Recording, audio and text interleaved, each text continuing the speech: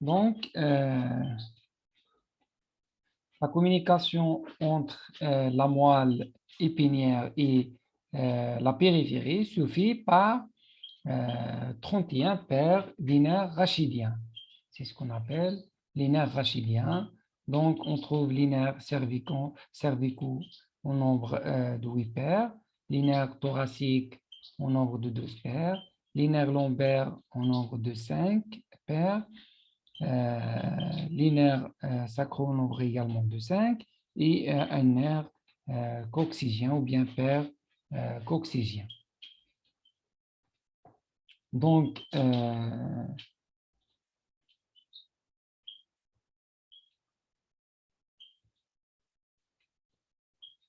le nerf également, il est constitué par une racine postérieure ou bien dorsale, dont le corps cellulaire est situé dans les ganglions, le ganglion rachidien, et une racine antérieure, ventrale, dont le corps cellulaire est situé dans la moelle. Donc, les deux racines se réunissent au niveau des trous de conjugaison pour former le nerf rachidien. Donc, c'est les racines antérieures et postérieures qui se réunissent et donnent le nerf rachidien.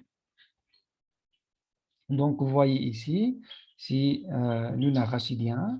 Vous voyez ici la racine antérieure et la racine également postérieure. Vous voyez ici le ganglion rachidien, donc pour la racine postérieure.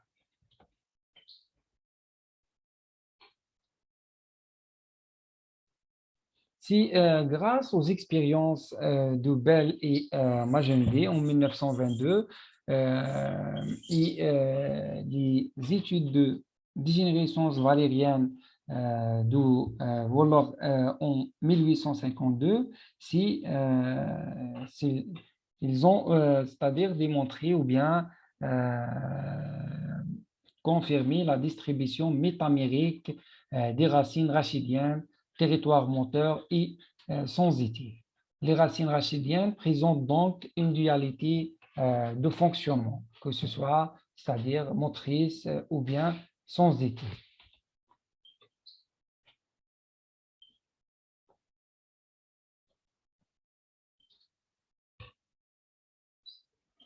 Donc, on va parler des expériences de section et de stimulation.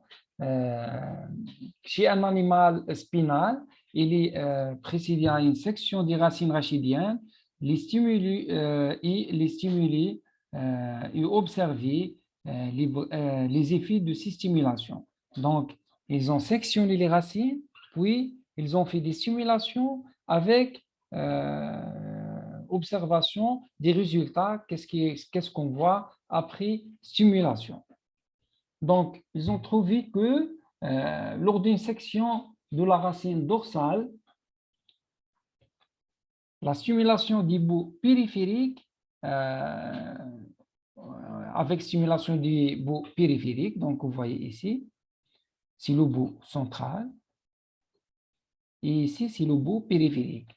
Donc, la stimulation du bout périphérique, pour résultat, le résultat, aucune réaction des muscles des membres énervés.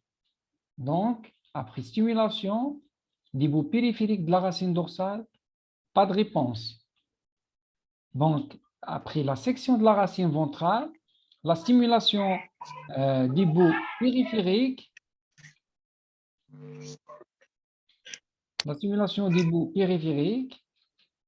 entraîne,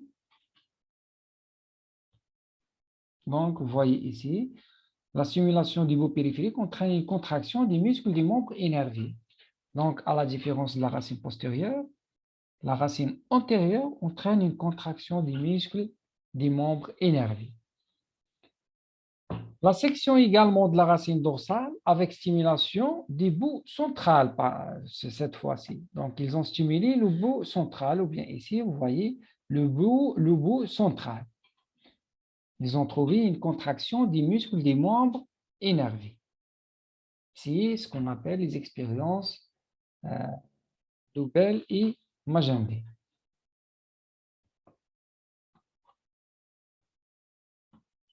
Donc, lors d'une section de la racine antérieure, stimulation du bout central, pas de réaction. Stimulation du bout périphérique entraîne une contraction. Pour section de la racine postérieure, la stimulation du bout périphérique, pas de réaction. La stimulation du bout central, on trouve une contraction. C'est compris? Est-ce que c'est clair?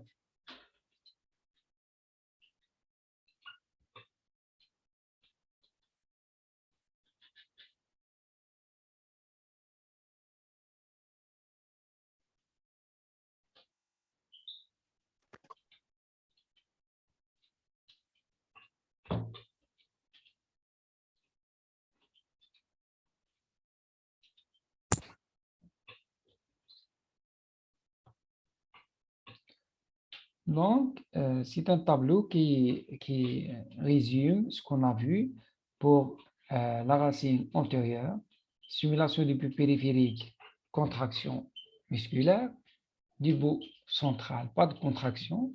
Ils ont déduit que les racines antérieures sont efférentes ou bien médullofuges.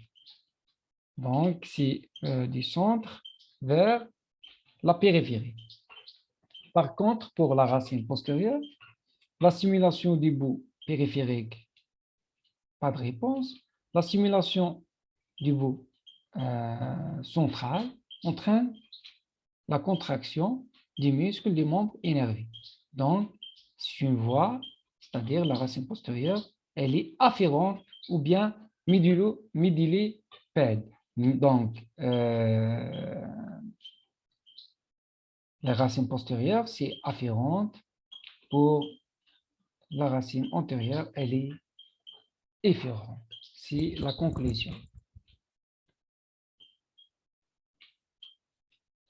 Donc, la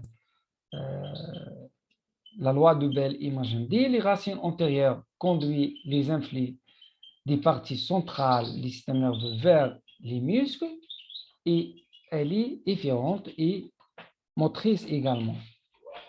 Pour la racine postérieure, conduit des influx, ou bien les influx de la périphérie vers les centres du névrax et elle est afférente et sensitive.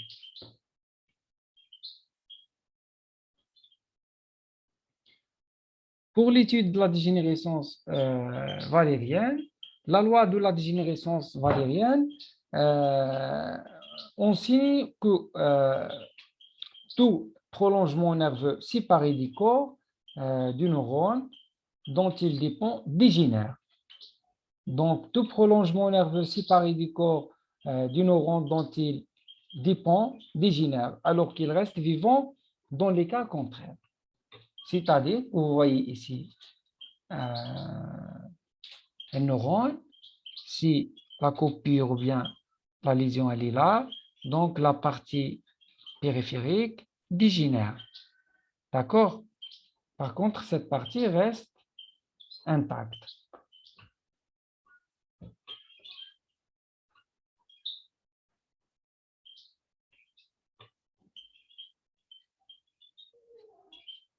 Donc, vous voyez ici, après les études de générescence valérienne, si on stimule, que vous voyez ici, de la racine antérieure, vous voyez que la partie périphérique, parce que l'accent, c'est au niveau médulaire, au niveau de la corde antérieure, vous voyez donc, entraîne une dégénérescence et également une section du nerf de conjugaison entraîne une dégénérescence, vous voyez, et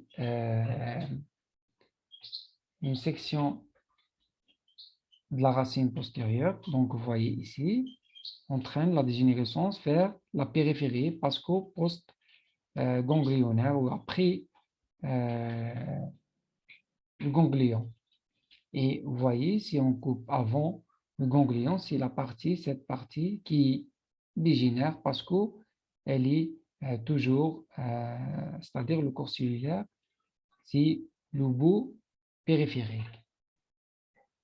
Donc, en conclusion, les corps cellulaires des racines postérieures se trouvent dans les ganglions spinales et les corps cellulaires des racines antérieures se trouvent dans la moelle.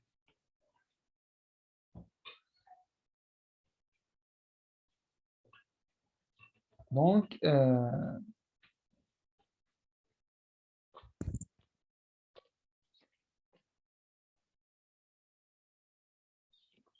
on parle d'une exception apparente qui est le cas de la sensibilité récurrente.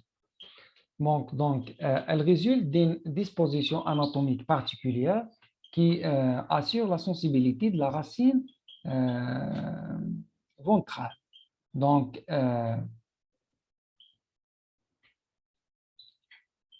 en 1822, Magendie avait constaté que le pincement de la racine antérieure provoque des réactions douloureuses. Elle est confirmée par les faits expérimentaux suivants. Donc, section de la racine antérieure, la simulation du bout central, on ne trouve pas de douleur. Par contre, la simulation du bout périphérique, vous voyez ici, entraîne une douleur. Donc,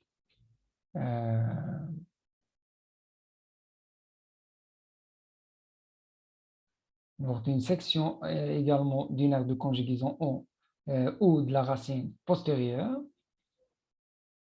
vous voyez que la simulation de la racine antérieure, on ne trouve pas de douleur. Donc, si on fait une section ici, vous voyez ici, ou bien ici, on ne trouve pas de douleur à la simulation de la racine antérieure, parce qu'on a coupé la fibre récurrente. Donc, chaque racine innerve un territoire corporel précis, pardon.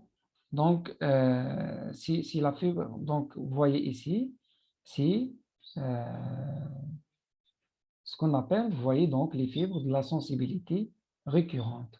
Donc, c'est pour ça que quand on stimule la racine antérieure, on trouve une douleur.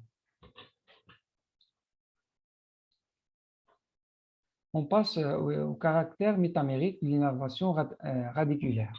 Donc, chaque racine innerve un territoire corporel précis, on appelle métamère. La correspondance entre racine rachidienne et une partie du corps. Donc, la correspondance racine rachidienne, une partie du corps, c'est ce qu'on appelle métamère.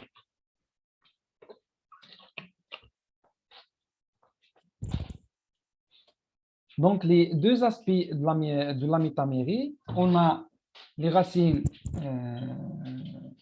rachidiennes avec les branches sensitives, on a un territoire cutané, et la racine rachidienne avec la branche motrice, c'est le territoire musculaire.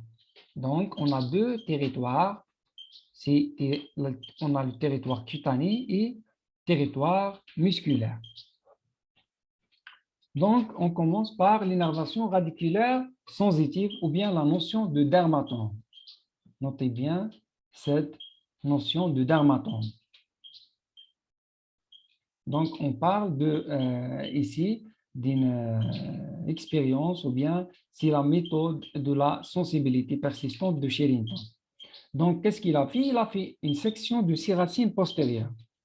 C'est-à-dire que 3 racines postérieures au-dessus et 3 racines postérieures au-dessous d'une zone dont on veut étudier la sensibilité. Donc, vous voyez comme ici, vous voyez cette racine. Donc, il a fait une section de 3 racines au-dessus et 3 racines au-dessus, il a gardé une seule racine. Donc, dont on veut utiliser.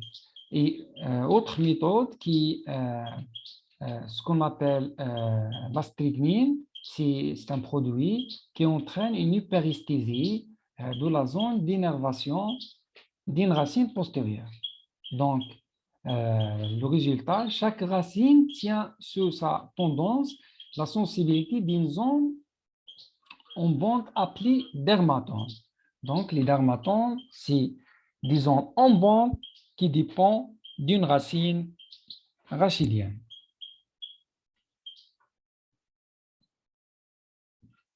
Donc, vous voyez ici, c'est donc la notion de dermatome qui est donc, par définition, territoire cutané innervé par une seule racine dorsale.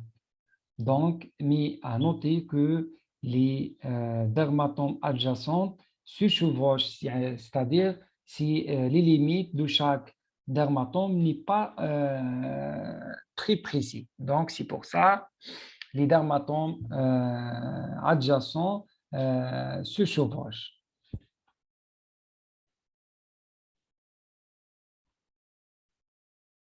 Donc,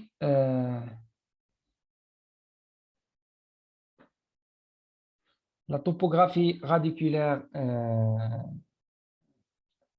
sensitive chez l'homme a été établie par déduction anatomo-clinique et des constatations neurochirurgicales après des lésions et ils ont, c'est-à-dire, mis une carte des dermatomes. Donc, vous voyez ici, si les dermatomes, donc on désigne également, notez qu'on désigne le dermatome par le numéro de la racine cervicale, dorsale, lombaire ou sacrée qui l'énerve principalement. Donc, vous voyez, par exemple ici, c'est C6, vous voyez ici, il descend en bande, vous voyez ici T1, vous voyez, également en bande. Donc, chaque racine désigne, c'est-à-dire correspond à un dermatome qu'on donne le nom du dermatome, c'est-à-dire en fonction du numéro de la racine. Si pour cervical, que vous voyez ici, thoracique, lombaire, donc en fonction, S pour sacré, en fonction de chaque niveau.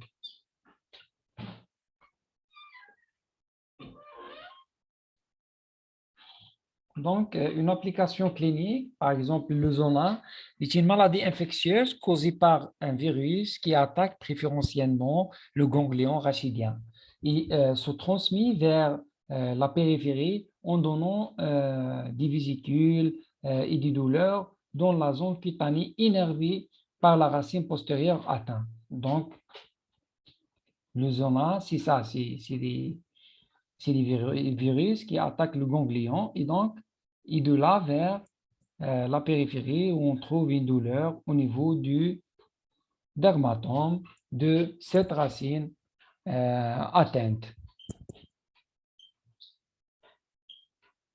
On passe à l'innervation radiculaire motrice, donc, ou bien un champ radiculaire moteur. Donc, ce qu'on appelle également biotome. Donc, la section d'une seule racine antérieure chez l'animal ou l'homme n'est pas suivie d'une paralysie nette. Donc, la comparaison des muscles paralysés par les sections pluriradiculaires à différents niveaux permet de déduire les champs radiculaires moteurs ou bien les myotomes. L'ensemble des muscles innervés par une racine motrice constitue un champ radiculaire moteur.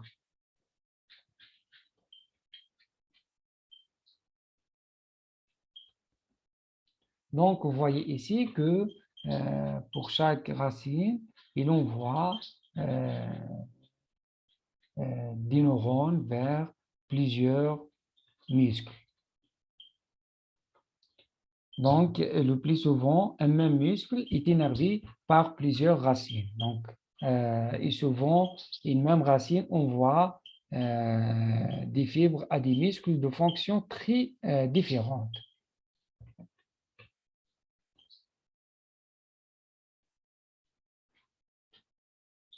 Donc, une application clinique, par exemple, une atteinte de la racine L5, ou bien la racine L5 innerve les muscles jambiers antérieurs, par exemple, moyen fessier également, et d'autres muscles comme également un petit peu le long péroné latéral. Et en cas de radiculopathie ou bien atteinte de la racine L5, donc on trouve une atteinte des muscles innervés par là où les racines lésées. Donc, automatiquement ici, on trouve une atteinte au niveau du muscle jambier et également moyen fessier. Donc, à l'EMJ, on trouve ou bien on remarque la présence de signes de dénervation au niveau du territoire musculaire de la racine lésée. C'est donc l'EMJ, grâce à l'EMJ, qu'on peut confirmer le niveau d'atteinte en piquant ou bien en explorant plusieurs muscles.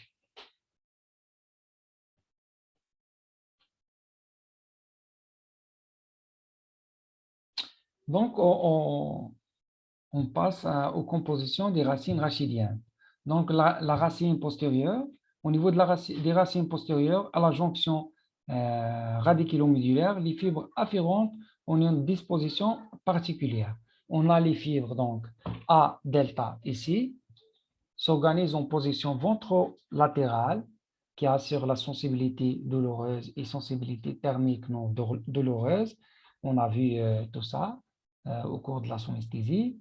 Et les fibres A et A alpha et bêta se positionnent en région dorsomédiane qui assure la sensibilité tactile épicritique et sensibilité proprioceptive consciente et inconsciente. Donc, on a vu tout ça déjà concernant le détail. Les racines antérieures sont formées par des fibres larges qui constituent de tiers, qui sont des fibres myéléniques à conduction également rapide, donc qui assurent, c'est-à-dire l'innervation des muscles squelettiques, c'est ce qu'on appelle le motoneurone alpha. Il y a également des fibres étroites, c'est à peu près le tiers restant, de fibres myéléniques et composées de fibres de petit calibre par rapport aux fibres larges et à vitesse de conduction un peu lente. Et on trouve les fibres destinées aux fuseaux neuromusculaires qu'on a détaillé déjà, c'est le motoneurone gamma. Et on trouve également des fibres végétatives pré-ganglionnaires. On trouve également donc les fibres végétatives. Notably, les fibres récurrentes également, on les trouve au niveau de la racine antérieure.